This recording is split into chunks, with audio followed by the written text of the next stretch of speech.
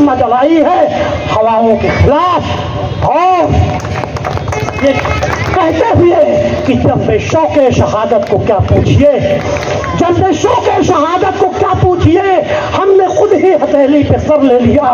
और कत्ल होने से आखिर कहाँ तक डरे, कत्ल होने से आखिर कहाँ तक डरे, कातिलों के मोहल्ले में घर ले लिया कि हमारे पीछे दाहिनी तरफ और बाईं तरफ हजारों लोग ऐसे हैं जो छिप के हमारी बात को सुन रहे हैं, हमको पसंद करते हैं, हमारे हमदर्द हैं, हमारे हिमायती हैं, लेकिन सामने आने की जुर्रत नहीं कर सकते हैं। जमहूरी मुल्क में इक़्तिदार में कौन आ जाए इसका कोई भरोसा नहीं है। और जिनके पास आप हमारी बातों को पहुंचा रहे हैं, जुल्म और नाइंसाफी के खिलाफ लड़ते हुए फर्जी मुकदमा में फंसा के जेल की सलाखों के पीछे भेज दिया गया। लेकिन उत्तर प्रदेश की सियासत को अच्छी तरीके से जानता हूं। अफू आज़िम आसमी साहब, लोगों को वरगलाना बंद कीजिए। आप महाराष्ट्र में आज एमएलए मांग रहे हो, हमने आपको उत्तर प्रदेश में अभी लोकसभा के इलेक्शन में 36 एमपी जिता के दिए हैं। आप महाराष्ट्र में 8 विधायक मांग रहे हो, हमने उत्तर प्रदेश में आपकी पार्टी को 110 एमपी दिए हैं। आखिर बताओ कि वहां बुलडोजर का जो एक्शन हो रहा है उसके खिलाफ आपकी पार्टी क्या कर रही है, वहां जो जुल्म और नाइंसाफियां हो रही है उसके खिलाफ आपकी पार्टी क्या कर रही है। सारे साथियों ने ईदें गुजारी है, रमजान गुजारे हैं, बकरीदें गुजारी है। तसव्वुर कीजिए कि आप होते, आपका बेटा होता उसकी जगह पे, ईद का वक्त होता, रमजान का वक्त होता, पहली रमजान जब आती है तो क्या खुशी होती है घर में। वतन की फिक्र कर नादा मुसीबत आने वाली है, तेरी बर्बादियों के मशवरे हैं आसमानों में। वतन की फिक्र कर नादा मुसीबत आने वाली है, तेरी बर्बादियों के मशवरे हैं आसमानों में। जरा देख उसको जो कुछ हो रहा है होने वाला है, जरा देख उसको जो कुछ हो रहा है होने वाला है। धरा क्या है भला अहदे कहम के दास्तानों में, छिपा कर आस्ती में बिजलियां रखी है गर्दू ने, छिपा कर आस्ती में बिजलियां रखी है गर्दू में।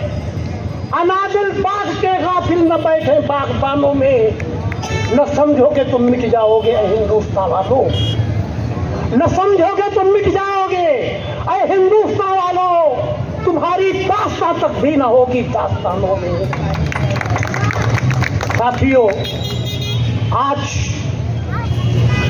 इस शेर को पढ़ते हुए शायर हिंदुस्तान डॉक्टर अल्लामा इकबाल, जिन्होंने सारे जहां से अच्छा हिंदुस्तान हमारा जैसा नज़्म लिखा था, उसके जैसा कौमी तराना आज तक कोई शायर कोई कवि लिख नहीं पाया। उनके इस शेर को पढ़ते हुए आज उनकी यौम विलादत है, मैं ऐसे अजीम शख्सियत को अपनी तरफ से खिराज अकीदत पेश करता हूं। उसके साथ ही आज एक लंबे अरसे के बाद औरंगाबाद की सरजमीन पर मेरा आना हुआ है, और एक ऐसे हालात में, उन हालात में मैं आप लोगों के बीच में हूं जब इलेक्शन की गहमा गहमी चल रही है। इंतखाबी ज़ाब्ते इखलाक की पाबंदियां हमारे और आपके बीच में कायम है। उस तरीके से उन पाबंदियों का एहतराम करते हुए हम खुल के अपनी बात को आपके सामने पेश भी नहीं कर सकते हैं। यहाँ पर इंटेलिजेंस और आईबी के लोग भी मौजूद हैं, और हमें मालूम है इलेक्शन कमीशन के लोग भी मौजूद हैं। हमें मालूम है कि हमारी एक एक वर्ड को, हमारे एक एक जुमले को ये वहां पहुंचाने का काम करेंगे जो इनके ऊपर जिम्मेदारी सौंपी गई है। हमें आपसे कोई शिकायत नहीं है, आप अपनी जिम्मेदारियां अदा कर रहे हैं। बस मैं इतना कहना चाहूंगा कि ईमानदारी के साथ जिम्मेदारियां अदा करने का काम कीजिए, क्योंकि ये जमहूरी मुल्क है, और जमहूरी मुल्क कोई भरोसा नहीं है। और जिनके पास आप हमारी बातों को पहुंचा रहे हैं उनसे मैं कहना चाहूंगा, मुसलसल दुश्मने जाकी निगहबानी में रहता है, मुसलसल दुश्मने जाकी निगहबानी में रहना है। जहां घड़ियाल रहते हैं उसी पानी में रहना है। तुम्हारी ये जुल्म, तुम्हारी ये बर्बरियत, तुम्हारी ये नाइंसाफी तुम हमारी आवाज को दबा नहीं सकती है, कमजोर नहीं कर सकती है। साथियों, मैं अपनी बात को शुरू करने से पहले औरंगाबाद वो तारीखी सरजमीन है जिसे हजरत औरंगजेब रहमतुल्लाह अलैह ने आबाद किया था। वो हजरत औरंगजेब रहमतुल्लाह अलैह जिन्होंने इस मुल्क को, हिंदुस्तान को अजीम हिंदुस्तान बनाया, और अगर उनके लफ्जों में कहो तो उन्होंने ही भारत को अखंड भारत बनाने का काम किया था। ये औरंगाबाद वो तारीखी शहर है जहां से 49 सालों तक जो हिंदुस्तान का दारुस्सल्तनत रहा, हिंदुस्तान के मुस्तकबिल के फैसले यही से हुआ करते थे।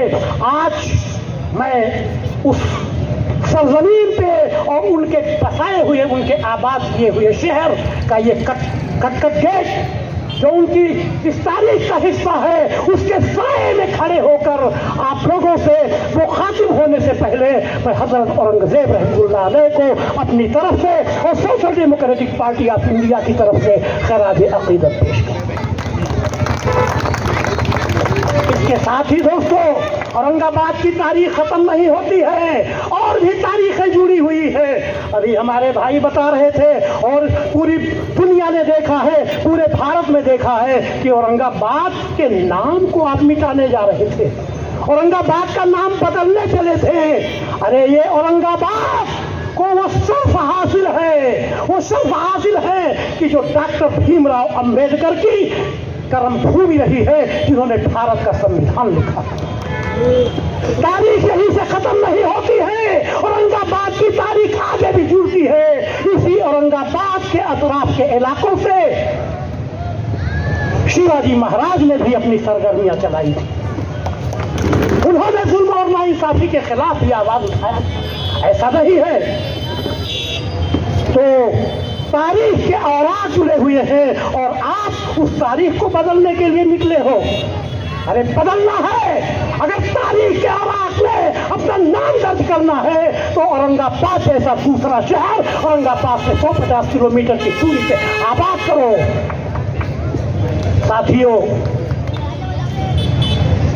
मैं ऐसे हालात में आप लोगों के बीच में यहां मेरा आना हुआ है। बातें बहुत हैं, लेकिन एक तो वक्त की पाबंदी, 10 बजे के अंदर हमें इस प्रोग्राम को खत्म कर देना है। दूसरे ज़ाब्ते इखलाक की पाबंदियां ये हमारे बीच में हायल है, लेकिन फिर भी हमारे साथियों ने social democratic party of India के बारे में बहुत कुछ बता दिया है। औरंगाबाद के लोग, महाराष्ट्र के लोगों को social democratic party of India के बारे में कुछ बताने की जरूरत नहीं है, और पूरे मुल्क में social democratic party of India किसी के ताल्लुक का मोहताज रही है। हर बच्चा social democratic party of India को जान चुका है। कुछ हमने बताया, कुछ हमारे कारनामों से जाना, और कुछ हमारे मुखालिफिन ने भी उसमें हमारी मदद किया है। उनका भी हम धन्यवाद देते हैं, शुक्रिया अदा करते हैं। साथियों, ये चुनाव है, ये इलेक्शन का वक्त है। आने वाले 22 तारीख को आपको ये फैसला करना है कि आपकी किस्मत का फैसला आपके वोटों से होगा।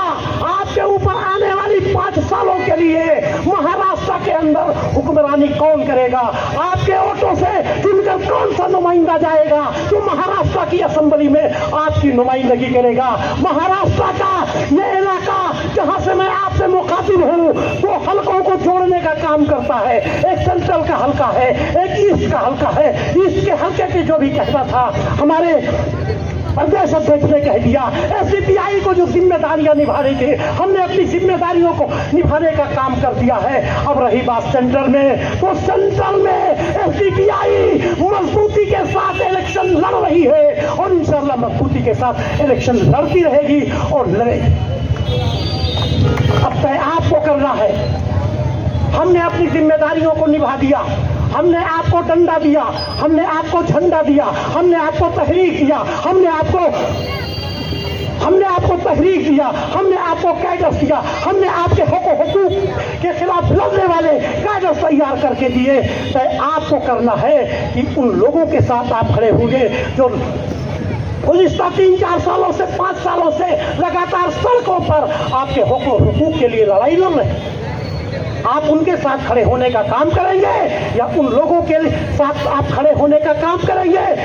बहुत सारे लोग जितने उम्मीदवार हैं अपक्ष उम्मीदवार, जिनकी पार्टी का कोई पता नहीं, जिनकी तहरीक का कोई पता नहीं, जिनकी आइडियोलॉजी का पता नहीं। कुछ लोग लिफाफे के चक्कर में उम्मीदवार बन गए हैं, कुछ लोग इसमें उम्मीदवार बन गए हैं कि हमको सामने से कुछ मिल जाएगा है? अरे social democratic party of India के उम्मीदवार मुजम्मिल खान है। Social democratic party of India की अपनी आइडियोलॉजी है। Social democratic party of India का अपना एक नजरिया है। इस नजरिए को लेकर social democratic party of India सिर्फ महाराष्ट्र ही नहीं, सिर्फ औरंगाबाद ही नहीं, बल्कि पूरे मुल्क में अपनी तहरीक चला रही है, पूरे मुल्क में लड़ाई लड़ रही है। 2014 से जब से इस मुल्क में फासिस्टवादी हुकूमत बनी है, जब से इस मुल्क में भारतीय जनता पार्टी की हुकूमत बनी है, उनकी हुकूमत के बनने के बाद आज एक तरफ सत्ता पक्ष होता है लोकतंत्र में, एक तरफ सत्ता पक्ष होता है, एक तरफ विपक्ष होता है। और सेहतमंद जमहूरियत की ये अलामत है कि एक मजबूत हिज़्ब इख्तिलाफ होना चाहिए। हिज़्ब इख्तिलाफ हुक्मरान जमात के लिए आईना होता है। लेकिन 2014 से जब से नरेंद्र मोदी जी भारतीय जनता पार्टी की ओर से मुल्क के वजीर आजम बने हैं, हिज़्ब इख्तिलाफ सड़कों से गायब हो चुका है। ईवानों में हिज़्ब इख्तिलाफ का पता नहीं चल रहा है। डॉक्टर राम मनोहर लोहिया ने कहा था कि अगर संसद खामोश हो जाए, सड़कें अगर खामोश हो जाएंगी तो संसद आवारा हो जाएगी। लोकतंत्र के ऊपर उन्होंने कहा था कि सड़कें अगर खामोश हो जाएंगी तो संसद आवारा हो जाएगी। और ये जो हमारे हिज़्ब इख्तिलाफ के लीडर हैं, जो हिज़्ब इख्तिलाफ की पार्टियां हैं, एक इंडिया गठबंधन को लेके काम कर रही है, एक एनडीए गठबंधन को लेके काम कर रही है। एनडीए गठबंधन हुकूमत में है, इंडिया गठबंधन अपोजिशन में है, और हिज़्ब इख्तिलाफ का कहीं अता पता नहीं है। अभी एक गाड़ी यहाँ से जा रही थी, अबू आसिम आज़मी साहब का फोटो लगा था। समाजवादी पार्टी भी यहाँ कहीं से अपना कैंडिडेट खड़ा किया होगा। अब अबू आसिम आज़मी साहब, मैं इज्जत करता हूँ, एहतराम करता हूँ। अरे भाई, आप महाराष्ट्र में अबू आसिम आज़मी साहब महाराष्ट्र के लोगों से कहते हैं कि हमको 8 MLA जिता के दे दो, सिर्फ 8 MLA हमको जिता के दे दो। महाराष्ट्र में कोई आपका बाल बांका नहीं कर सकता। मैं तो उत्तर प्रदेश से आया हूं। Social democratic party of India का उत्तर प्रदेश का इस सरने में सत्र भी था। मुकदमा कायम कर दिया गया, जेल की सलाखों के पीछे डाल दिया गया। जुल्म और नाइंसाफी के खिलाफ लड़ते हुए फर्जी मुकदमा में फंसा के जेल की सलाखों के पीछे दे दिया गया। लेकिन उत्तर प्रदेश की सियासत को अच्छी तरीके से जानता हूं। अबू आज़िम आज़मी साहब, लोगों को वरगलाना बंद कीजिए। आप महाराष्ट्र में 8 MLA मांग रहे हो, हमने आपको उत्तर प्रदेश में अभी लोकसभा के इलेक्शन में 36 MP जिता के दिए हैं। आप महाराष्ट्र में 8 विधायक मांग रहे हो, हमने उत्तर प्रदेश में आपकी पार्टी को 110 MP दिए हैं। आखिर बताओ कि वहां बुलडोजर का जो एक्शन हो रहा है उसके खिलाफ आपकी पार्टी क्या कर रही है? वहां जो जुल्म और नाइंसाफियां हो रही है उसके खिलाफ आपकी पार्टी क्या कर रही है? तो ये सब बातें बंद होनी चाहिए। अब आ जाते हैं सेंट्रल असेंबली हल्के की तरफ। यहां तो अजीबोगरीब मामला है। एक तरफ भारतीय जनता पार्टी के बारे में उसकी हुकूमत के बारे में, उसकी अखलाक व मकासद के बारे में, उसकी पॉलिसियों के बारे में कुछ कहने की जरूरत नहीं है। उन्होंने मुल्क को बारूद के ढेर पे खड़ा कर दिया है, नफरतों की ढेर पे खड़ा कर दिया है। उन लोगों ने, उनकी गलत पॉलिसियों ने, उनके अवाम मुखालिफ पॉलिसियों ने आज इस मुल्क में ये हालत बना दी है। बेरोजगारी, महंगाई, भ्रष्टाचार, सारी इलामतें इस हुकूमत में दिखाई पड़ रही है। एक तरफ सेंट्रल वालों के सामने भारतीय जनता पार्टी का उम्मीदवार है ना, आपके यहाँ बीजेपी का उम्मीदवार है। अब उसके बाद आ जाइए दूसरी तरफ इख्तिलाफ है, कांग्रेस पार्टी, इंडिया गठबंधन। इंडिया गठबंधन में दूसरी तरफ कौन सा उम्मीदवार है? एक तरफ जालिम भारतीय जनता पार्टी है और दूसरी तरफ जालिम शिवसेना का उम्मीदवार है। आपकी नुमाइंदगी करने वाला असेंबली में, आपकी वोटों से जाने वाला कोई नहीं। अब हमारे लोग कहेंगे, बहुत सारे उलमाए कलाम भी आए थे कि social democratic party of India को वोट देने से वोट खराब हो जाएगा, भारतीय जनता पार्टी जीत जाएगी। अरे भाई मेरे, मैं बड़े अदब व एहतराम के साथ अपने उलमाए कलाम हजरात से पूछना चाहता हूँ कि अगर भारतीय जनता पार्टी को आप हराने की बात यहाँ की कैसे कर रहे हैं? अगर भारतीय जनता पार्टी अगर नहीं जीती, भारतीय जनता पार्टी अगर हार जाती है, उसका उम्मीदवार जीत जाता है, तो कौन सा आप जो है खाने काबा के पेशेवार को जिताने का काम करने जा रहे हो? यहाँ आपका उम्मीदवार, दूसरा उम्मीदवार कौन है? किसको वोट दोगे? शिवसेना की तारीख हमसे ज्यादा आप लोग जानते हैं, अच्छी तरीके से जानते हैं। आपकी बात को उठाने वाला, आपकी बात को करने वाला यहाँ कोई नहीं है, कोई नुमाइंदा नहीं है। अब रही बात वोटों की, कर लेते हैं। आखिरी बात, वक्त कम है, अभी और भी हमारे प्रत्याशी को आपको सुनना है, तो वक्त कम है। मैं आखिरी बात करना चाहूंगा, किसी भी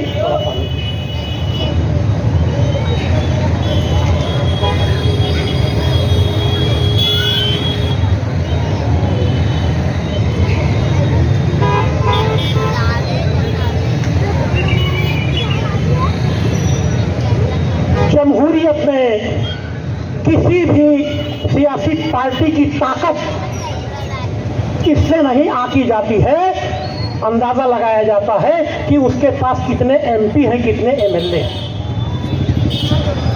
अभी महाराष्ट्र में पिछले 5 सालों में बहुत अच्छी तरीके से ताकत का अंदाजा हो गया।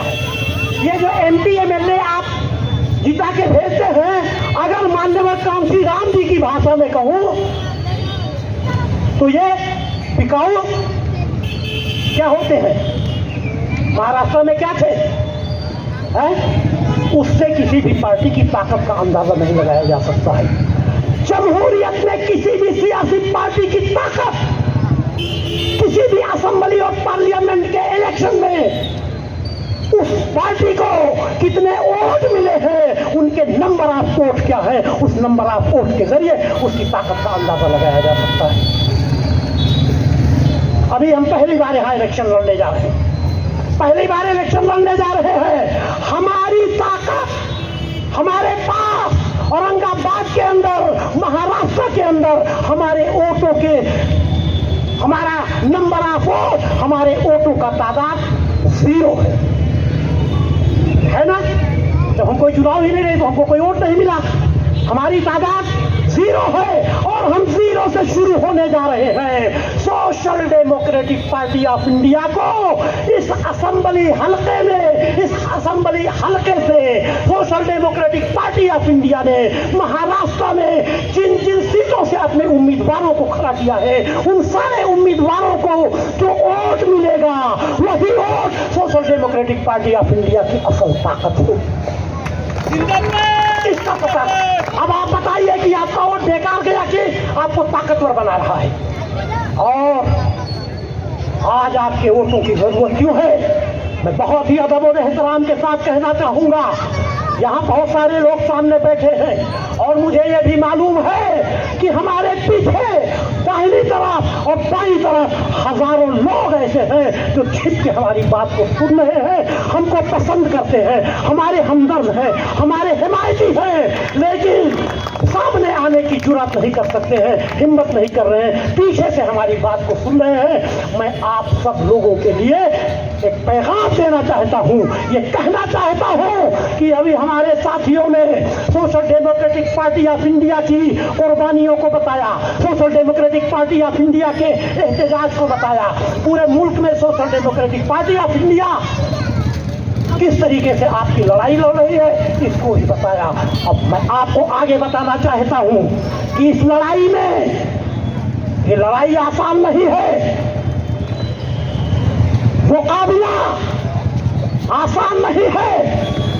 एक तरफ जिनसे हमारा मुकाबला है, जिनसे हमारा संघर्ष चल रहा है, वो हुकूमत के ईवानों में बैठे, इंटेलिजेंस उनकी है, पुलिस उनकी है, हुकूमत उनकी है, और उनके हाथ में उनका इखलाक इतना गिर चुका है, वो लोकतंत्र के इतने विरोधी हो गए हैं कि जमहूरियत के तहत, लोकतांत्रिक व्यवस्था के तहत हमको जो हक दिया गया है, जो अधिकार दिया गया है, वो भी उन्हें बर्दाश्त नहीं है।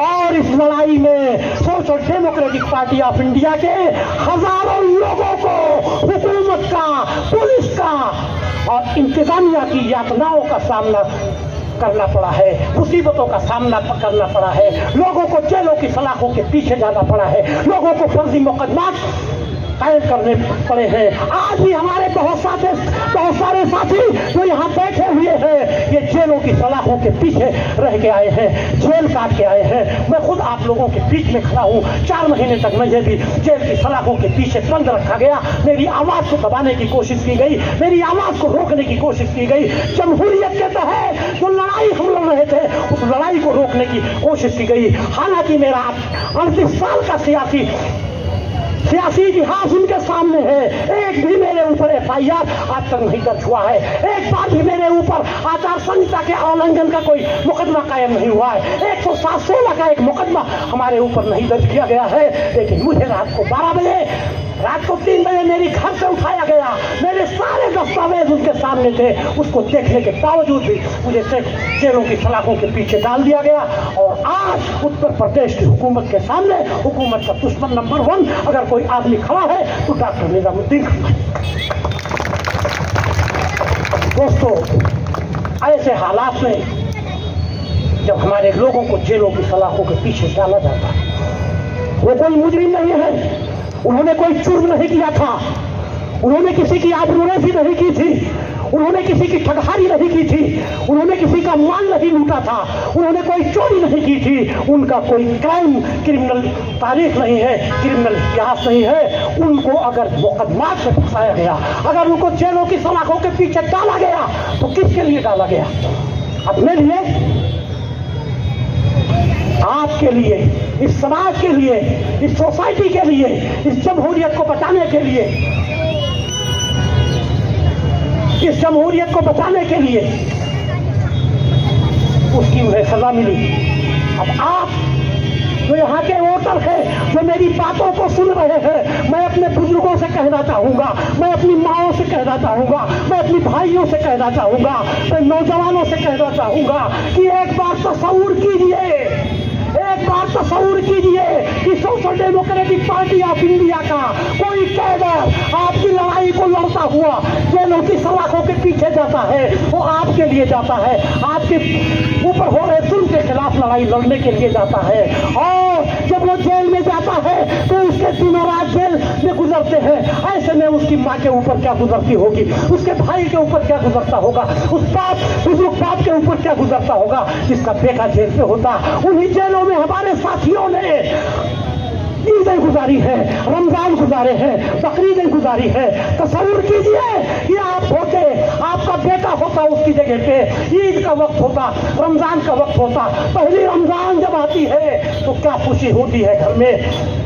माएँ इंतजार करती है, मेरा बेटा 5 बज गया, अभी नहीं आया, अभी आएगा, अफ्तारी करेगा, खाना बनाती है, पकवान बनाती है, पहले अपने भाइयों को फोन करती है, भाई अफ्तारी का वक्त हो गया, कब आ रहे हो? भाई फोन करता है, भैया अफ्तारी का वक्त हो गया, कहाँ रह गए हो? बाप फोन करता है, बेटा जल्दी चले आओ, अफ्तारी का वक्त हो गया है, बच्चे इंतजार कर रहे हैं। अब आप सोचिए कि जो जेल के पीछे बैठा, जेल की सलाखों के पीछे है, उस जगह पे आपका बेटा होता, घर पे आप इंतजार कर रहे होते, आपकी बीवी अपने बेटे का इंतजार कर रही होती, आपकी माँ अपने बेटे का इंतजार कर रही होती, आपकी बहन अपने भाई का इंतजार कर रही होती, आपके छोटे छोटे बच्चे अपने अब्बू का इंतजार कर रहे होते। ऐसे में आपके ऊपर क्या गुजरती, क्या हालात होते।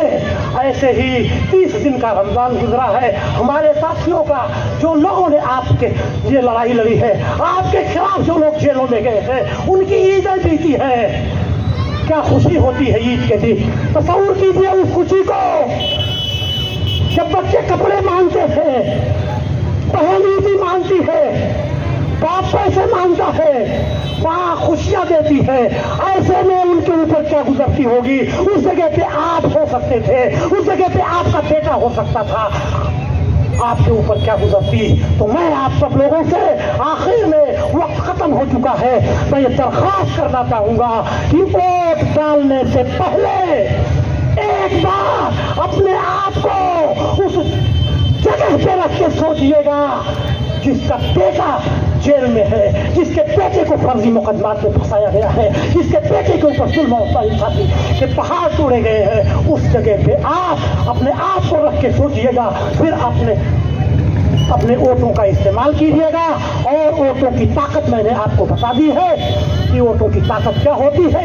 आपका एक एक vote social democratic party of India को ताकत, आपका एक एक vote social democratic party of India Aurangabad के जिला सदर की ताकत को बढ़ाएगा।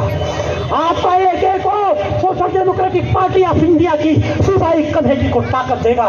और जिस मजबूती के साथ आज वो आपकी लड़ाई लड़ रहे हैं, उससे और ज्यादा मजबूती के साथ वो आपकी लड़ाई लड़ने का काम करेंगे।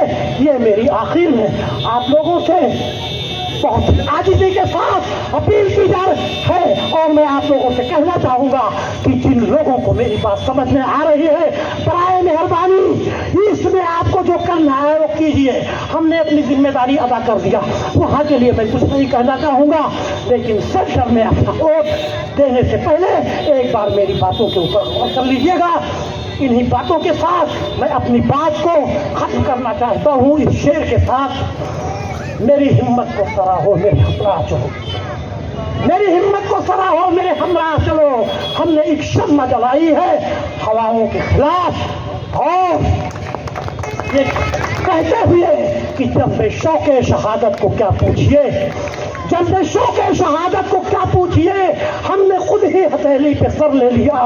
और कत्ल होने से आखिर कहां तक डरे, कत्ल होने से आखिर कहां तक डरे, कातिलों के मोहल्ले में घर ले लिया। खुदा हाफिज़।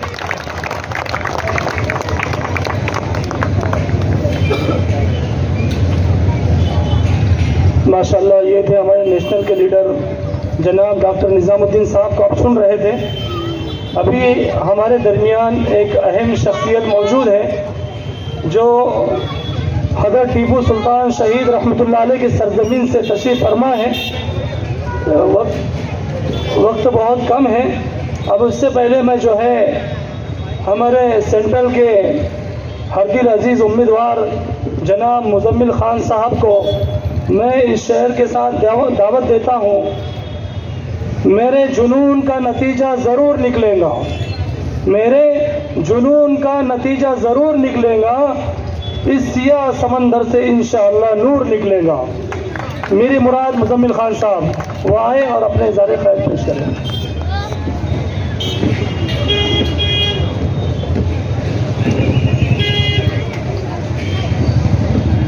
अस्सलामु अलैकुम, आदाब।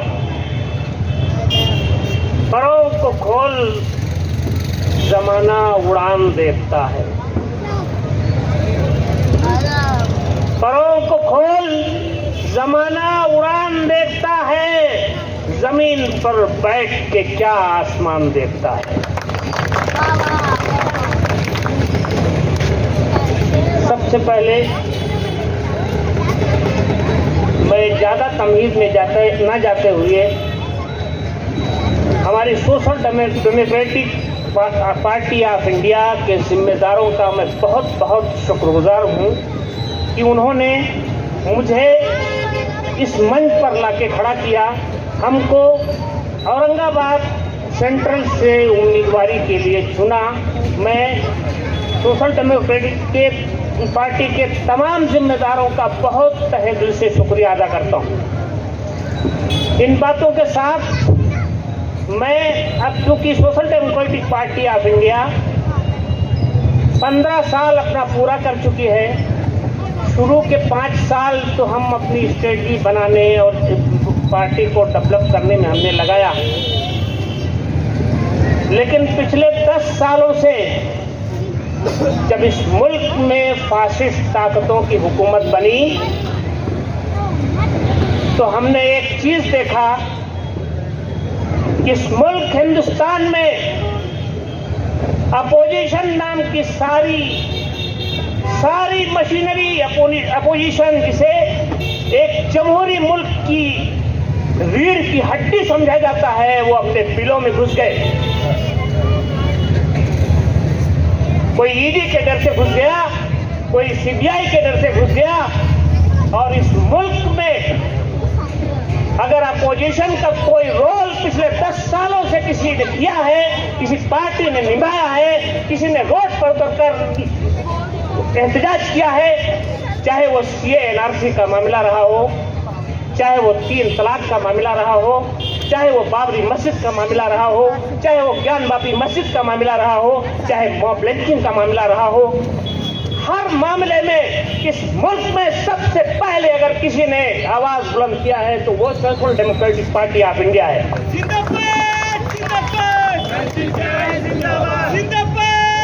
मैं social democratic party of India की कारकर्दगी को गिनाने के लिए मेरे पास वक्त नहीं है। मैं आप लोगों के सामने social democratic party of India के कैंडिडेट के हैसियत से खड़ा हूं। मैं आप लोगों को बताना चाहता हूं कि मैं औरंगाबाद 107 सेंट्रल का उम्मीदवार हूं और मुझे धमकियां दी जा रही हैं साहब। मेरे पास फोन आ रहे हैं, लोग मुझे धमकियां दे रहे हैं, लेकिन एक बात मैं आप लोगों को बता देना चाहता हूं कि आज से 2 साल पहले मेरे बेटे को आप लोगों की लड़ाई लड़ने के लिए उठाया गया था। रात को 4 बजे मेरे बेटे को उठाया गया था और सुबह के टाइम जब मेन स्ट्रीम मीडिया की पूरी मशीनरी मौजूद थी और उन्होंने मुझे इंटरव्यू के लिए बुलाया तो उनको मैंने ये कहा था कि सोशल डेमोक्रेटिक पार्टी की जनरल सेक्रेटरी होने के नाते मैं इस हुकूमत से दावा करता हूं कि जिन लोगों को इन्होंने उठाया है उनको तुरंत रिलीज किया जाए, उनको छोड़ा जाए, इसलिए कि वो सारे के सारे बेगुनाह हैं। और मेरा एक बेटा आप उठा के ले गए हैं, मेरे 2 बेटे और हैं। अगर इनको भी तुम ले जाओगे तो मेरी आवाज को तुम रोक नहीं सकते। दोस्तों, हमारी कुर्बानियां आपके सामने हैं। मैं आपको कोई वादा करने के लिए मेरे पास नहीं है। मेरे पास 15 लाख आपके अकाउंट में डलवाने के लिए नहीं है। मेरे पास 2 करोड़ नौकरियां देने के लिए नहीं है। इस औरंगाबाद को सिंगापुर बनाने के वादे भी हमारे पास नहीं है। लेकिन मैं एक वादा आपको करता हूं कि मैं हारूं या जीतूं, लेकिन सोशल डेमोक्रेटिक ऑफ इंडिया के कैडर के होने के नाते इस सरजमीन के लिए, इस औरंगाबाद के लिए, इस सेंट्रल हल्के के लिए मुझसे जो कुछ भी होगा, हमारी पार्टी से जो कुछ भी होगा, मैं हारूं या जीतूं, मैं जमीन पर रहकर काम करता रहूंगा इंशाअल्लाह। ये मेरा वादा है। एक वादा मैं और करना चाहता हूं, ये सरजमीन जिस शख्सियत के नाम पर है, ये औरंगाबाद जिस शख्सियत के नाम पर है, उससे लाताल्लुक होने का दावा नहीं करूंगा मैं। ये दावा है मेरा। मैं ये कभी नहीं कहूंगा, मेरी जुबान कभी इस बात को निकालने की हिम्मत नहीं जुटा पाएगी कि मेरा औरंगजेब रहमतुल्लाह अलैह से मेरा कोई ताल्लुक नहीं है। दोस्तों, लोग मुझे धमकियां दे रहे हैं। मैं उनको एक शेर के साथ उनको बोलना चाहता हूं कि मुझे चलने दो, अकेला है अभी मेरा सफर। मुझको चलने दो, अकेला है अभी मेरा सफर। रास्ता रोका गया तो काफिला हो जाऊंगा।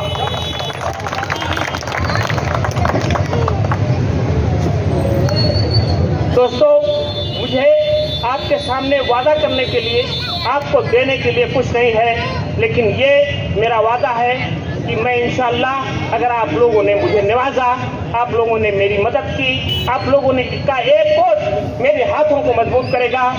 आप ये जानना चाहते हैं, आपके पास, हमारे पास लोग कह रहे हैं कि ये वोट काटने के लिए खड़े हुए हैं। औरंगाबाद के कई और मुसलमानों, जरा गौर करो कि पिछले 10 सालों में आपने क्या किया है। किसी को 80,000 वोट दिया, किसी को 70,000 वोट दिया और उसके बाद भी हारे। फिर आप किसको कह रहे हैं कि वोट काटने के लिए खड़ा हुआ है? वो लोग जो हारे फिर अपने दिलों में चले गए। लेकिन ये social democratic party of India के कैडर आपके बीच में 24 घंटे रहे। मुझे गिनाने के लिए हमारे बहुत सारे लीडर सब गिना चुके हैं कि हमने क्या क्या किया है, वो सब मैं गिनाऊंगा नहीं, लेकिन हमारे कैडर कभी विरोध में नहीं गए। ये हमारा पहला इलेक्शन है। आप 10 वोट देंगे तो हमारा असर होगा, आप 100 वोट देंगे तो हमारा असर होगा, आप 1000 वोट देंगे तो हमारा असर होगा, आप 50,000 वोट देंगे तो हमारा असर होगा। जब हमारे पास कुछ नहीं था तब हम आपके साथ खड़े थे। वो कोरोना काल, या औरंगाबाद का कोरोना काल आपको याद होगा कि जब बेटा अपने बाप की लाश को हाथ लगाने के लिए तैयार नहीं था, ये social democratic party of India के जियाले इस औरंगाबाद में 200 तकबीर और क्रियाक्रम कराए। मुजम्मिल खान तुम आगे आप इसको ये भूल नहीं सकते। आपको हमारी कुर्बानियों को याद रखना होगा। इसलिए मैं एक शेर के साथ मैं अपनी बात को खत्म करता हूं, इसलिए कि वक्त बहुत कम है और मैं नहीं चाहता हूं कि आचार संहिता का उल्लंघन होते हुए हमारे पास कोई केस हो या और कुछ हो। कि पत्थर की चमक न नगीने की चमक है,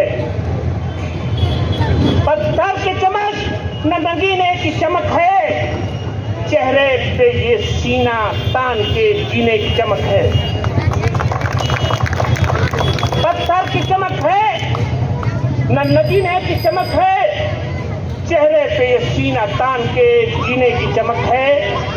और पुरखों से विरासत में हमें कुछ भी नहीं मिला, जो दिख रही है ये खून पसीने की चमक है।